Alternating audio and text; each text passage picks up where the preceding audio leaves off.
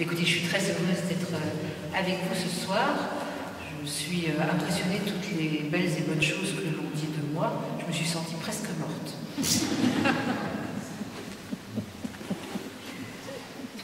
Bah oui, ce genre d'éloge, en général, on n'est plus là pour les entendre.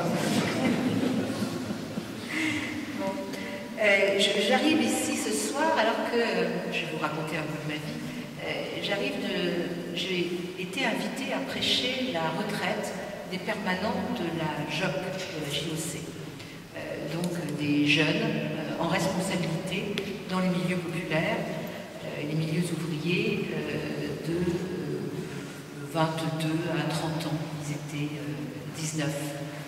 Et je les ai invités à réfléchir à un certain nombre de choses. La première chose que je leur ai demandé de faire, c'est une chose qu'ils n'avaient pas faite depuis très très longtemps dans leur vie.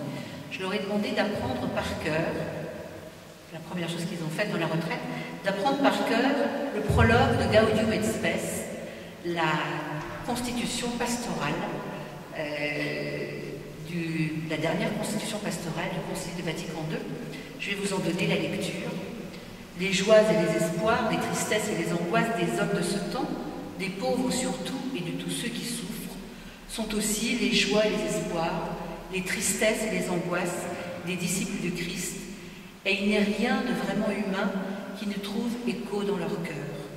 Leur communauté, en effet, s'édifie avec des hommes rassemblés dans le Christ, conduits par l'Esprit Saint dans leur marche vers le royaume du Père et porteurs d'un message de salut qu'il faut proposer à tous.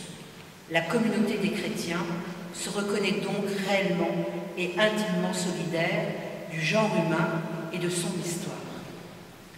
Et ils ont appris ces mots par cœur, ils les ont mâchés et remâchés, et ça les a beaucoup intéressés.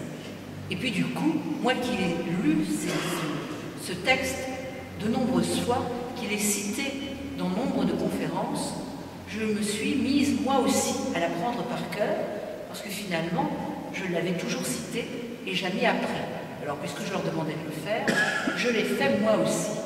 Et il y a une vertu à l'apprentissage par cœur, c'est qu'on doit trouver des structures fortes dans le texte pour en faire cet apprentissage.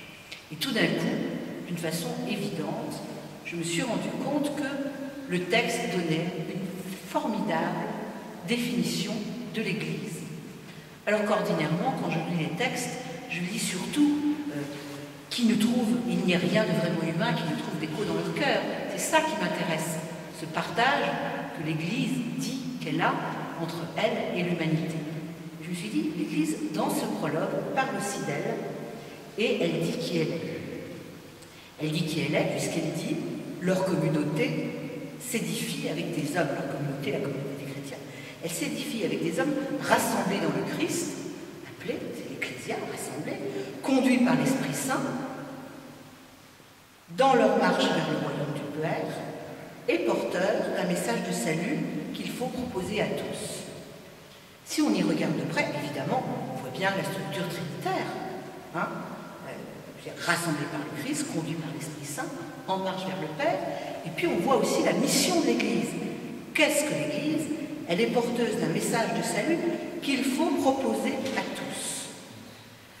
On peut même aller plus loin dans l'analyse et regarder, hein, c'est magnifiquement écrit, leur communauté s'édifie avec les hommes, rassemblés dans le Christ, conduits par l'Esprit Saint, en marche vers le royaume du Père. Il manque un seul mot, porteur d'un message de salut, il nous manque le pour, qui est la mission de l'Église. Alors, j'étais en train de travailler là-dessus, puis je savais que ce soir, je les ai quittés là, à l'heure du déjeuner, aujourd'hui, et je savais que ce soir, j'allais vous parler, j'allais parler de la crise de l'Église. Qu'est-ce qui est en crise dans l'Église? Évidemment, c'est pas le Christ, c'est pas l'Esprit Saint, c'est pas le Père. A priori, ce qui est en crise, c'est nous. C'est nous, en ce que nous sommes, les porteurs d'un message de salut qu'il faut proposer à tous. Voilà le lieu de la crise. C'est ça qui nous pose un problème. Et c'est à ça que nous devons réfléchir et à quoi nous devons remédier. nous rendre compte quel est ce message de salut et comment nous allons nous mettre en demeure, puisque le texte est très net, hein, qu'il faut proposer à tous. Plus loin, le texte parlera du devoir qui est le nôtre.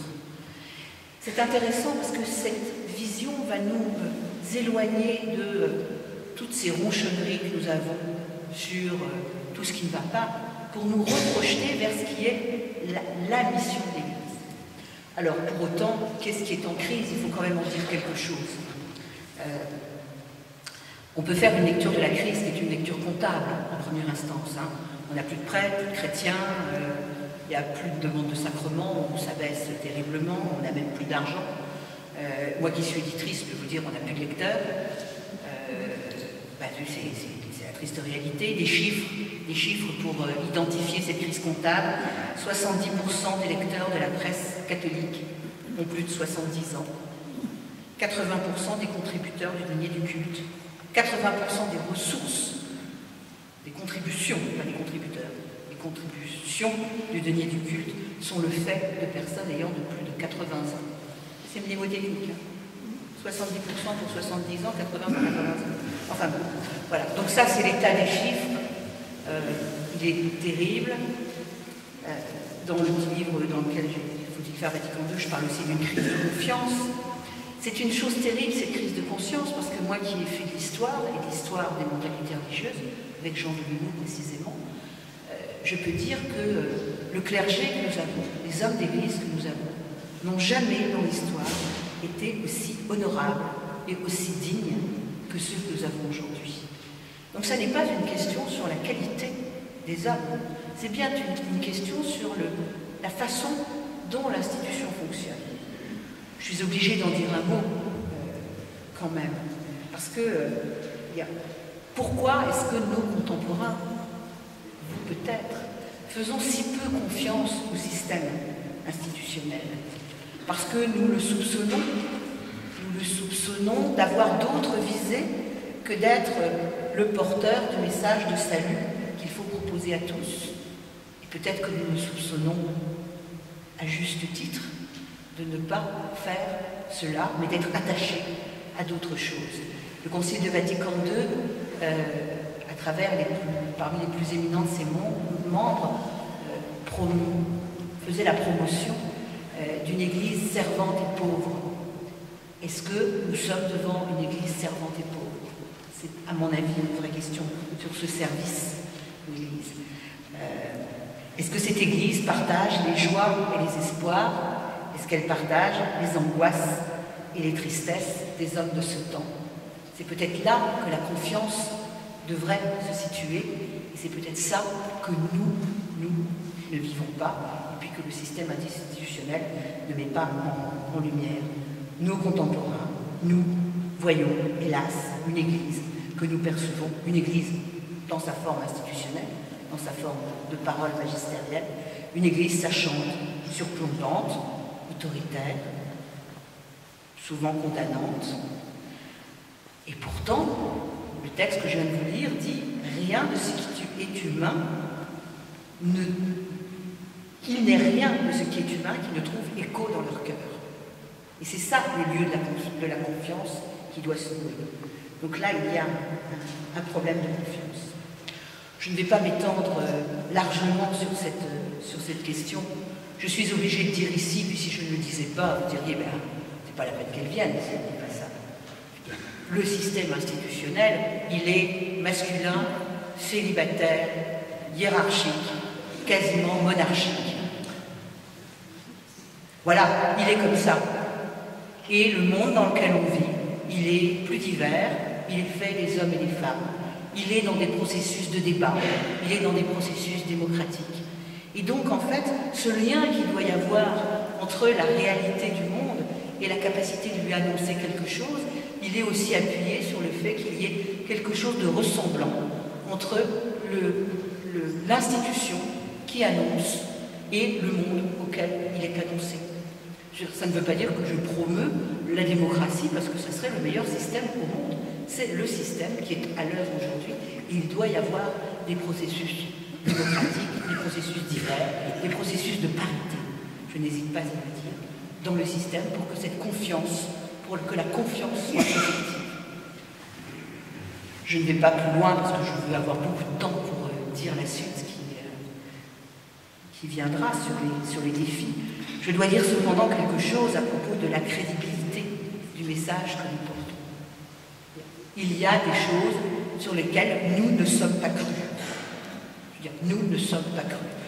Et je vais prendre un exemple juste parce qu'il est énorme, et puis parce que j'en ai un peu assez, on parle de la loi naturelle tout le temps en ce moment à propos des histoires de mariage, mais j'ai été observer que l'esclavage avait été considéré comme conforme à la loi naturelle jusqu'en 1860. Conforme à la loi naturelle. Alors, bon, moi, ça me pose un problème de crédibilité. Je veux dire, on est avec des notions auxquelles, raisonnablement, on ne croit plus. Je veux dire, nous avons des problèmes d'énonciation de la foi de façon crédible aussi. À bien des égards, je ne vais pas en faire la liste, vous l'avez tous à l'esprit.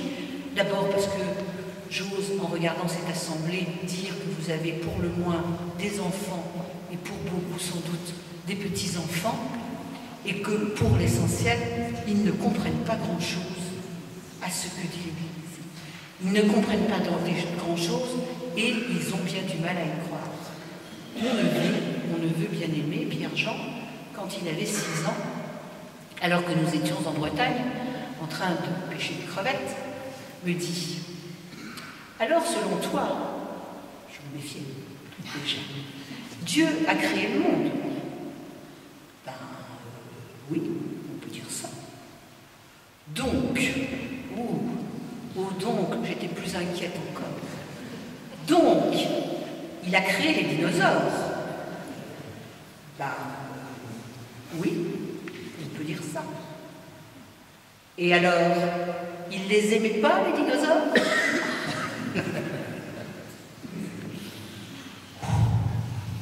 Alors, eh bien, vois-tu, Pierre-Jean, c'est un peu compliqué, parce que les théologiens, ils en discutent pour savoir s'il y a une autonomie de la création ou pas, la place de la providence. Il a 6 ans. Il a 6 ans. Dieu merci. On est tombé sur une mare dans laquelle il y avait des tonnes de crevettes. Merci les crevettes. Les crevettes m'ont sauvé des dinosaures. Mais quand mon neveu de 6 ans pose ce genre de questions, je veux dire, il pose une question qui habite le contemporain. Évidemment, il ne la pose pas comme mon neveu Pierre-Jean, mais cette question, elle nous habite. Et j'aurais été encore plus embêtée s'il m'avait dit « Et alors Dieu, il les aimait pas, les Néandertals ?» Parce que les dinosaures, ma foi, si Dieu n'aimait pas les dinosaures, c'est pas bien grave. Mais est-ce que Dieu aurait pu ne pas aimer des hommes au point qu'ils disparaissent? Ça pose une vraie question. Alors il faut bien que la foi, elle soit annoncée à mon neveu Pierre-Jean, qui à 6 ans, mettons qu'il est un peu vif d'esprit, mais sinon à 7 et demi ou 8, commence à se poser ce genre de questions. Donc il y a un problème de crédibilité, à la fois sur les objets de notre foi, et puis aussi sur la façon d'en parler. Et là, il y a des choses à faire. Alors tout ceci, et puis ce que je ne vais pas exposer, parce que vous le savez par cœur aussi, qu'on appelle le processus de sécularisation, c'est-à-dire la sortie du religieux, la sortie du monde de la chrétienté dans lequel on a vécu, la sortie de ce monde dans lequel le paysan et la paysanne s'inclinent, comme dans les tableaux de Millet, à l'heure de l'Angélus, penchés sur leur travail, sauf qu'aujourd'hui, il y a un tracteur qui cultive 200 hectares et que le paysan, il a un GPS, puis il a France Info dans les oreilles, peut-être même France Culture, qui sait. Et donc, voilà. Et puis sa femme, elle travaille au Crédit Agricole. Enfin, je ne sais pas comme c'est comme ça chez vous, mais chez moi, dans les Ardennes, c'est comme ça. Donc, cette sécularisation, elle a changé le monde, elle a émancipé les esprits. Ça veut dire qu'aujourd'hui, vous et moi, nous sommes des sachants. Nous savons lire, écrire, réfléchir, et on ne nous fera pas avaler n'importe quoi. On ne nous fera pas avaler les dinosaures, comme ça. Nous avons un problème, effectivement. Alors, ces crises les unes derrière les autres, j'ai dit, bah oui, effectivement, à la fin, ça nous fait très très peur. Ce monde qui change à toute vitesse nous fait peur, et donc nous passons au stade de la crise de nerfs. Je me permets de le dire comme ça, parce que ça permet d'analyser un certain nombre de choses qui se passent. On se dit, mais qu'est-ce qui leur prend? Qu'est-ce qu'ils ont? Vous savez, l'affaire du majordome du pape, un truc incompréhensible, comme ça. Moi, je n'ai pas tout suivi. Mon voisin qui est journaliste, il doit mieux suivre que moi. Moi, j'ai un peu de mal. Je lui dis, mais là, c'est de l'ordre de la crise de nerfs, hein, ça panique. Ça panique devant la situation, alors on est comme dans le stade de la crise de nerfs. Bon, ça c'est le 4e stade. À mon avis, pour la crise de nerfs, on n'a pas fini, hélas. Bon, mais c'est pas le tout, qu'est-ce qu'on va devenir? J'ai dit que je passais pas beaucoup de temps, j'ai promis à François Mercier-Lectour que je passais pas beaucoup de temps sur la crise, parce que je poussais à autre chose. Qu'est-ce qu'on va devenir? Alors il y a plein de solutions. On peut devenir une sorte de secte, hein? On est enfermé sur nous-mêmes, bien au chaud entre soi, hein? Sur nos souvenirs. On devient des sortes d'amiches. Bah oui. Les dinosaures, ils ont disparu, les amiches, visiblement, ils survivent. Hein, ça, c'est la tentation communautariste. Alors, la tentation communautariste, c'est on lit plus que des journaux à nous, on n'écoute plus que des radios à nous, on ne regarde plus que de la télé à nous. Voilà. Bon, c'est autre solution, on aura de beaux restes culturels.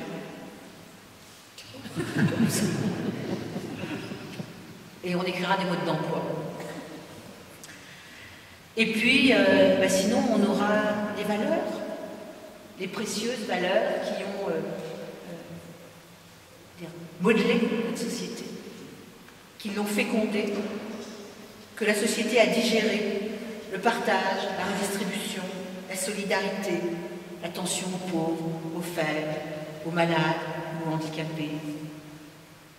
Tout ça, on n'en fait pas assez, mais quand même, ça existe dans notre société. Ça existe structurellement dans les lois. Pour combien de temps? Si ces valeurs-là ne sont plus irriguées, pour combien de temps? C'est beau, hein, les bouquets avec des fleurs coupées. Moi, je suis une bonne bouquetière. Je sais faire des très très jolis bouquets. Ça dure 8 jours, dans le meilleur des cas. Il vaut mieux planter des plantes dans son jardin qui ont des racines et qui survivent aux hivers. Et sur ces questions des valeurs, je trouve qu'une forme d'arrogance de l'argent partout. J'ai été très frappée de ça quand je suis allée au Québec. Il y avait des indignés qui se battaient. Et ils se battaient contre l'arrogance financière. Et je me suis dit qu'en fait, il y avait là peut-être quelque chose. C'est que le Québec est un pays dans lequel la disparition du catholicisme est beaucoup plus violente que chez nous. Et je me suis dit que peut-être il y avait là un signe de quelque chose qui était en avance par rapport à nous. Où en fait, il y avait une sorte de révolte contre une situation dans laquelle on dit que les gens qui gagnent de l'argent le méritent bien. Comme si les pauvres, ils méritaient d'être pauvres. Vous savez, le christianisme a instauré l'idée très forte que être pauvre, c'est pas une malédiction, c'est un fléau. Ça appartient au propre au christianisme.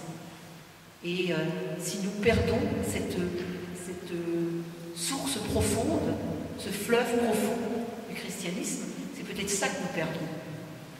Alors ça, c'était la vision un peu négative. Voilà peut-être ce que nous allons devenir. Après tout, si nous regardons les chances de presse, c'est déjà ce que nous sommes en train de devenir. C'est déjà ce qui est à l'œuvre. Pour autant, est-ce que le christianisme n'a plus de chance pour l'avenir? Allez, la partie noire, c'est fini. On passe à la partie éclairée.